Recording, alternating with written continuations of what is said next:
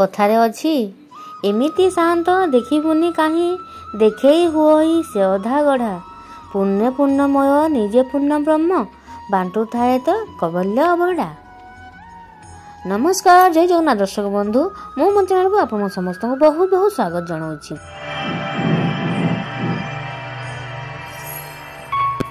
तेरे दर्शक बंधु महाप्रभु जगन्नाथ नाँ नहीं आज वीडियो को आम आरंभ करवा।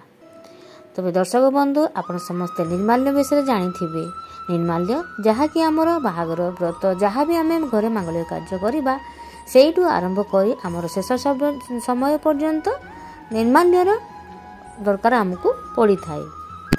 तेबे दर्शक बंधु आज आम ए भिडियो जानिबा श्रीक्षेत्र रे निर्माल्य प्रथा केबे सृष्टि होइथिला।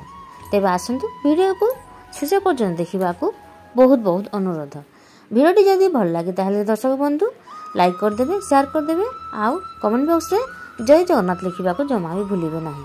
तेबे दर्शक बंधु जो नुआ अछंती से माने सब्सक्राइब मध्य करदेवे एवं साइड थवा बेल आइकन को प्रेस करदेवे जहाँ फल कि आमर सब वीडियो नोटिफिकेशन सर्वप्रथमे आपण पाख निश्चित भाव में पहुँची जिवो।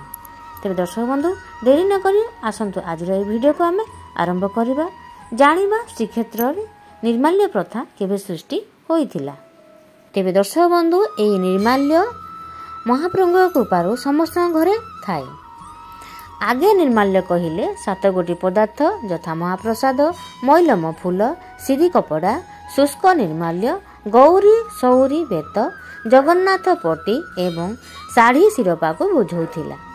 एही 7टी पदार्थ को यथाक्रमे सुपकार पुष्पालक दईता तिलक माटिया परीख चित्रकर एवं चांगड़ा मेकअप माने आनंद बजार रे विक्रय करुथिले।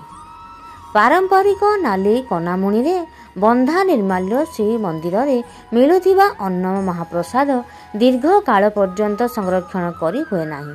तेणु श्रद्धालु माने एही निर्माल्य बा सुखिला अन्न महाप्रसाद को व्यवहार करी निज कार्य समापन करिथांती।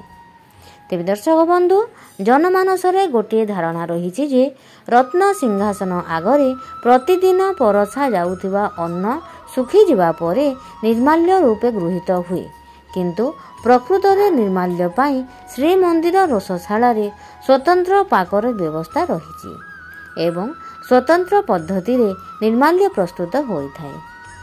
आउरी मध्य दर्शक बंधु श्रीमंदिर आय बढ़ाइबा पाई जेउ केतोटी व्यवस्था रही सेथि मध्यरु गोटी हेउची निर्माल्य माहल।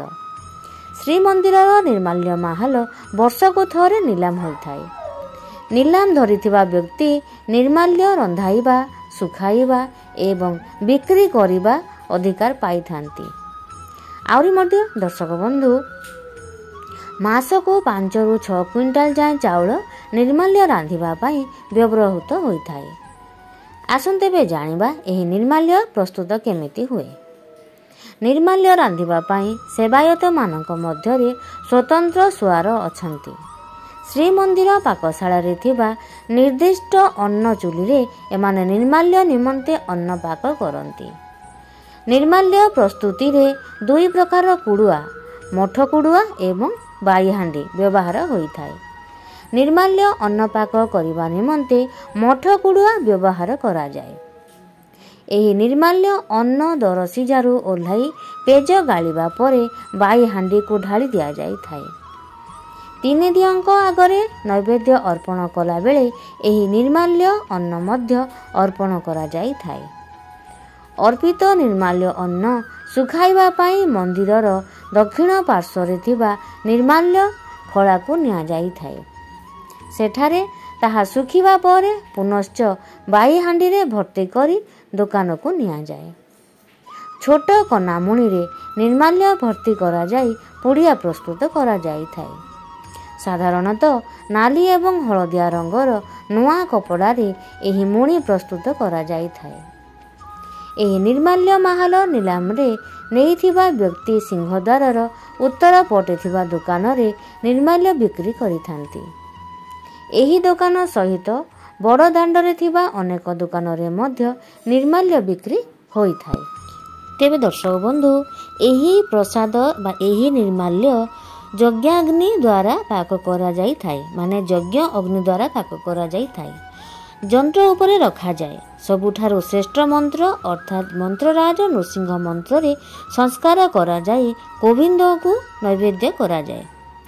ନୃସିଂହଙ୍କ ମନ୍ତ୍ରରେ ସଂସ୍କାର ହୋଇଥିବା ଏବଂ ଗୋବିନ୍ଦଙ୍କୁ ନୈବେଦ୍ୟ ଭାବେ ଅର୍ପଣ ପରେ ପୁନଃ ଭୈରବୀ ଚକ୍ରରେ ମନ୍ତ୍ରିତ ହୋଇ ବିମଳାଙ୍କୁ ସମର୍ପିତ କରାଯାଇଥାଏ। ଏହାକୁ ପରେ ନିର୍ମାଲ୍ୟ ଖଳାରେ ଶୁଖାଇ କୈବଲ୍ୟ ବା ନିର୍ମାଲ୍ୟ ହୋଇଥାଏ। ତେବେ ଦର୍ଶକ ବନ୍ଧୁ, କୈବଲ୍ୟ ପ୍ରଥମେ ଆଷାଢ଼ ଶୁକ୍ଳ ପକ୍ଷ ଦଶମୀ ଦିନ ମହାଯଜ୍ଞ ବେଦୀ ଗୁଣ୍ଡିଚା ଘରେ ସୃଷ୍ଟି ହୋଇଥିଲା।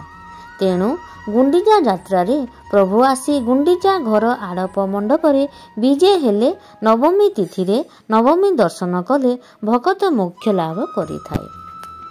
ନୀଳାଦ୍ରୌ ଶତବର୍ଷାଣି ଆଡ଼ ମଣ୍ଡପେ ଦିନେ ଅର୍ଥାତ୍ ନୀଳାଦ୍ରିରେ ତଥା ମନ୍ଦିରରେ ରତ୍ନ ସିଂହାସନରେ ପ୍ରଭୁଙ୍କୁ 7 ବର୍ଷ ଦର୍ଶନ କଲେ ଯେଉଁ ଫଳ ମିଳେ, ଆଡ଼ପ ମଣ୍ଡପରେ ବା ଗୁଣ୍ଡିଚା ଘରେ ଗୋଟିଏ ଦିନ ଅର୍ଥାତ୍ ନବମୀରେ ଦର୍ଶନ କଲେ ସେହି ଫଳ ପ୍ରାପ୍ତି ହୋଇଥାଏ।